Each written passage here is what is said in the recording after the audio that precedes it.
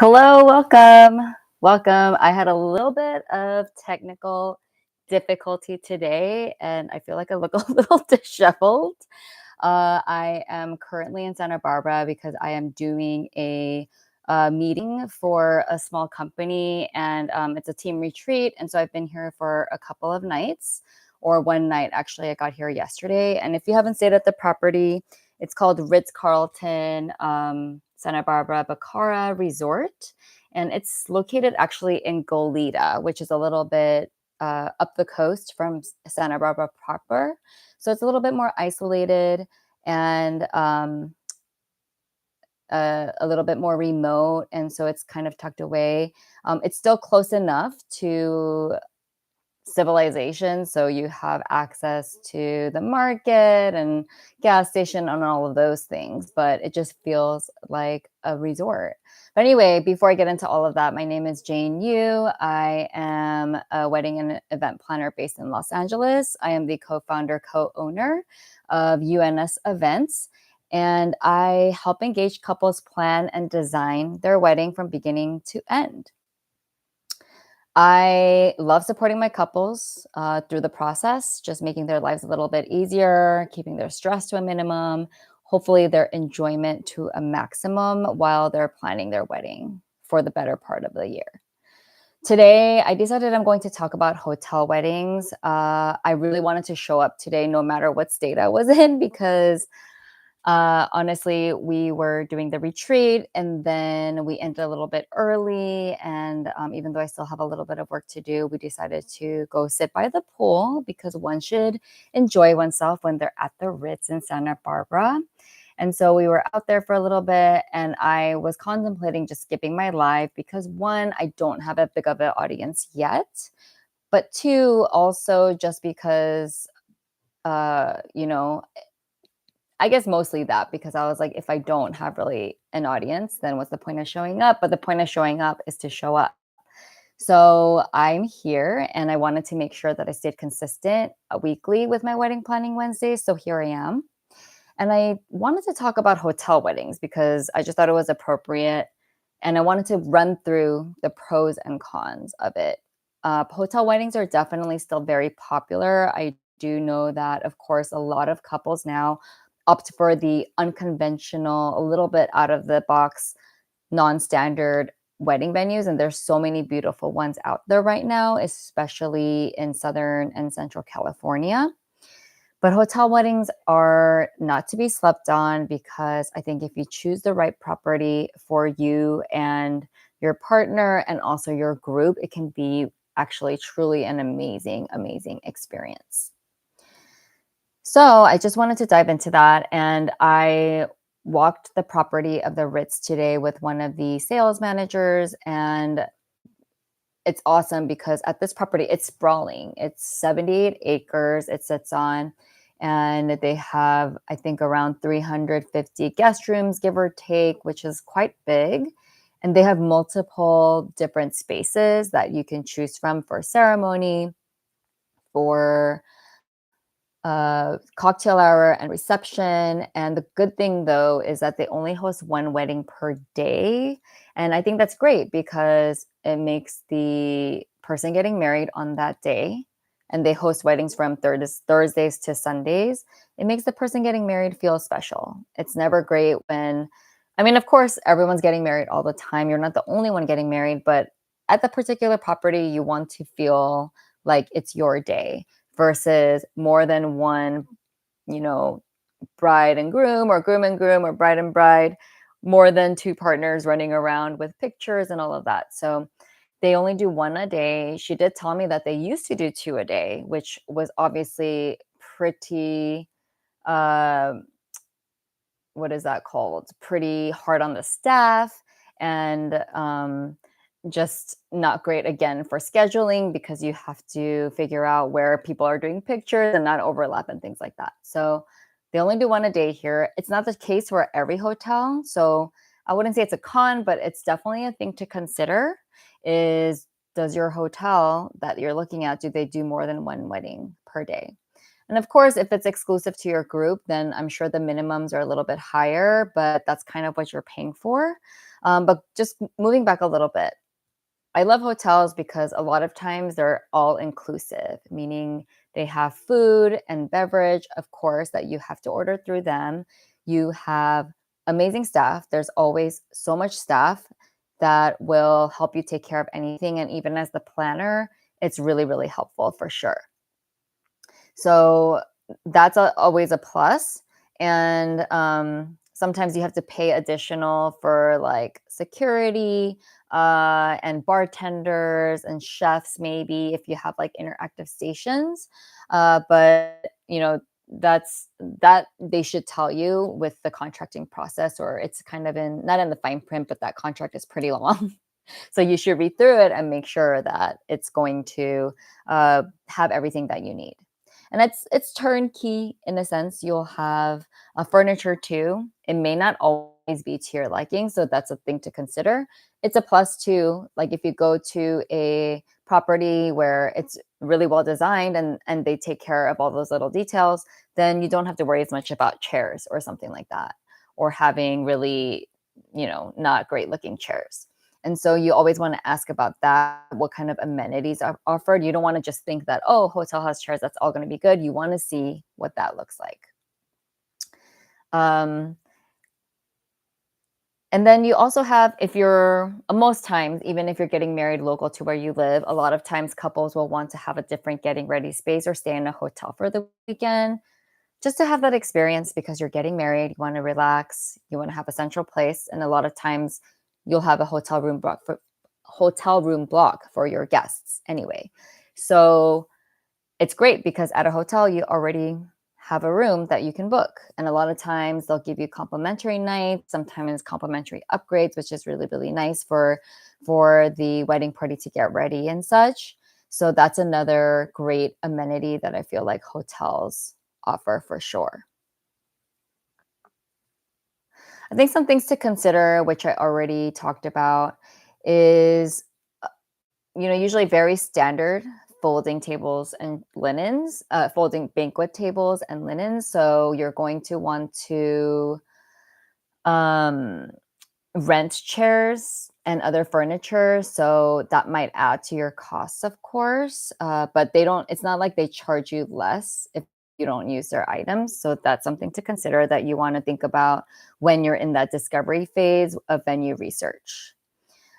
Typically, you can't go past like 10 or 11 because there's hotel guests. So, like if there's music playing loudly, for instance, that's not always true. There's certain properties that definitely have spaces that are a little bit away from the guest room. So that means you might be able to um, go later, or they might have another space that you can move into for like an after party situation.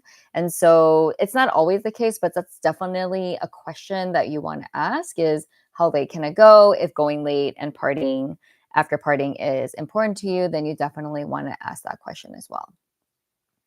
The food, I have to say for sure is hit or miss. I think even in hotels that are really known for their food, it's hit or miss, right? A lot of times, even with the upgrades or like more plus up food, maybe that'll be better.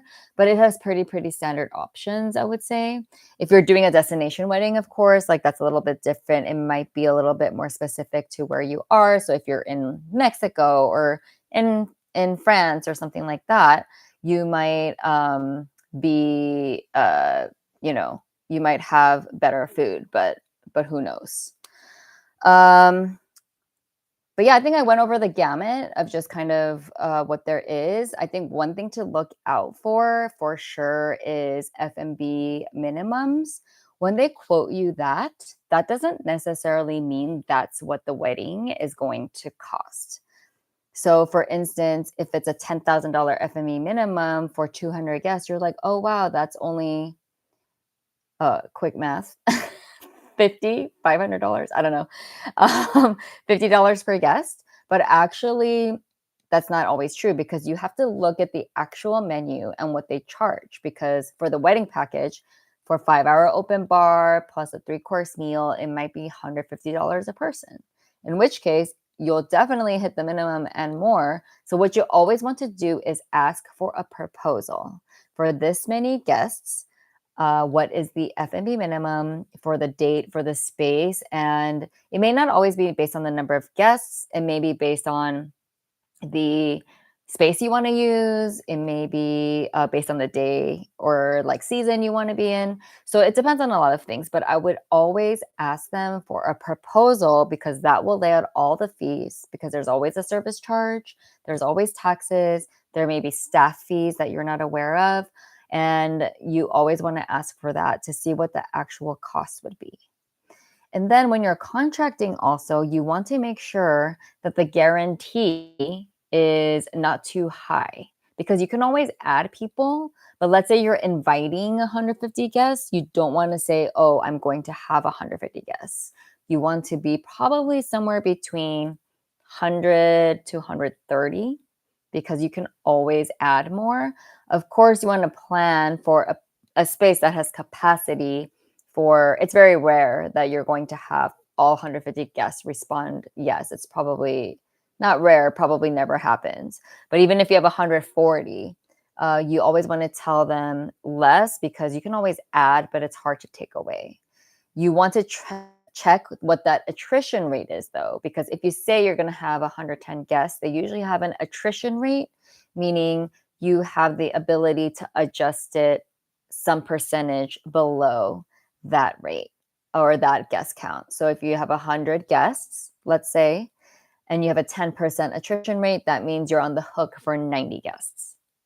So there's a lot of different kind of nuances to hotels that you'll have to be aware of. A lot of them do, it depends if it's like a resort, then a lot of them will have a contracted room block. They want you to contract X amount of rooms for 2 nights as a part of it because, that's just a part of their business model.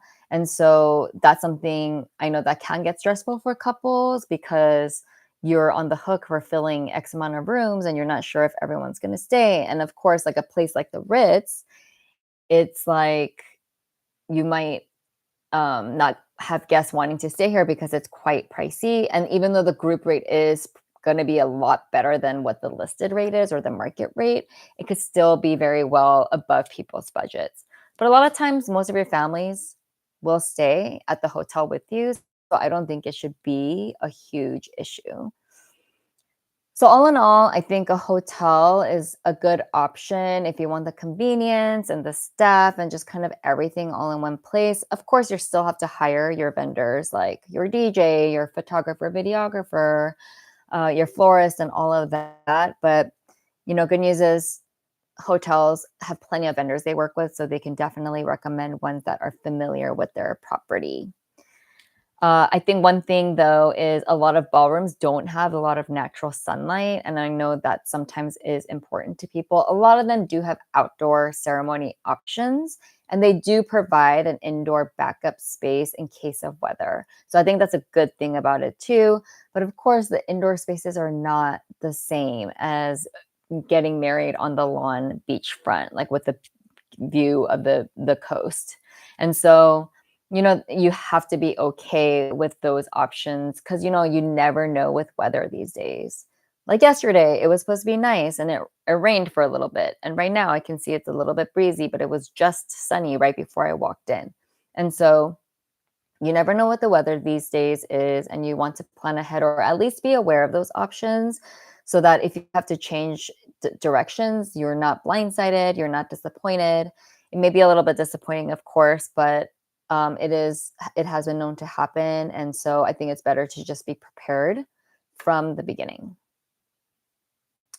So I think that kind of sums up hotel weddings. I did take a lot of footage at the Ritz, and I'm really excited to just share more videos of venues that I tour.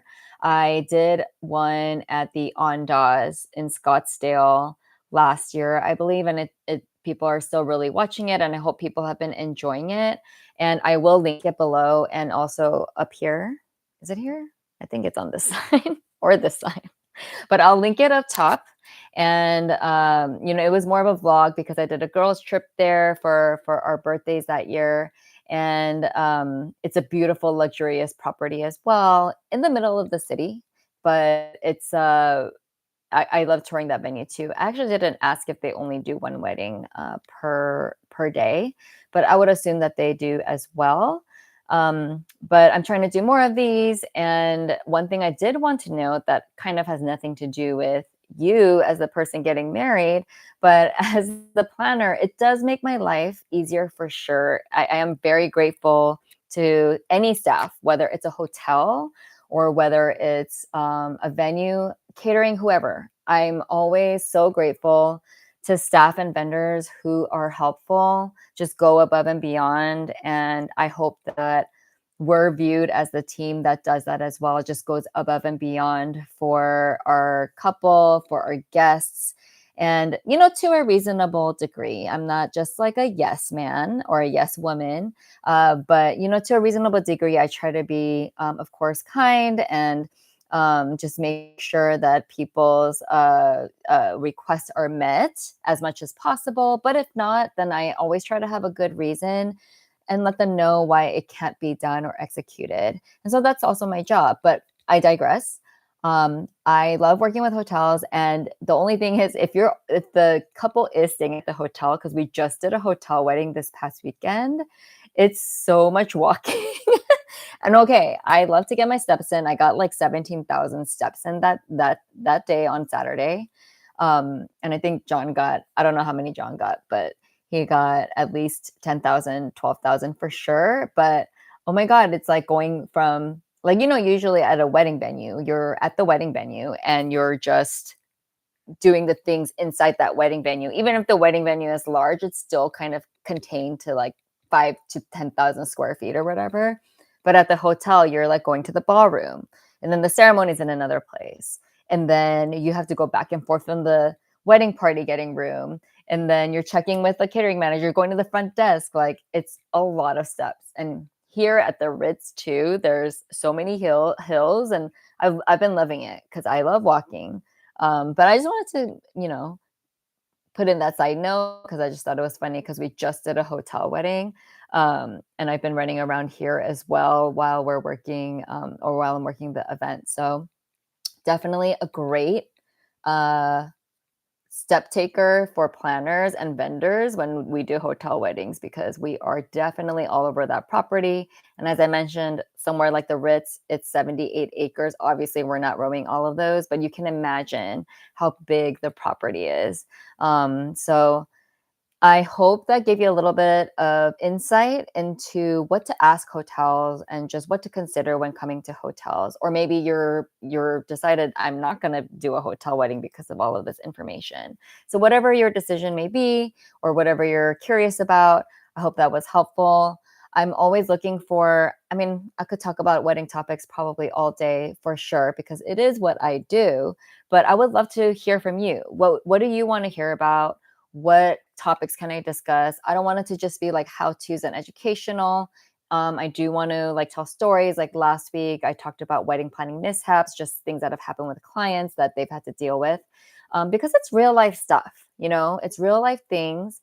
And I know it's not like wedding planning for me. I always say, I know it's not saving the world, but I do believe that we're making the world a better place by celebrating love and just spreading our process of working through kindness that we show and the love that we show to our clients. So that's kind of what we're all about. But I would really love to know what you want to hear about so I can address it in my lives. And again, I apologize for my appearance today.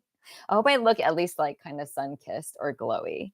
But yeah, the lighting is just all of it. I know. I'm sorry. But thank you for being here. I wanted to still show up, and I'm excited for the next one and to keep going.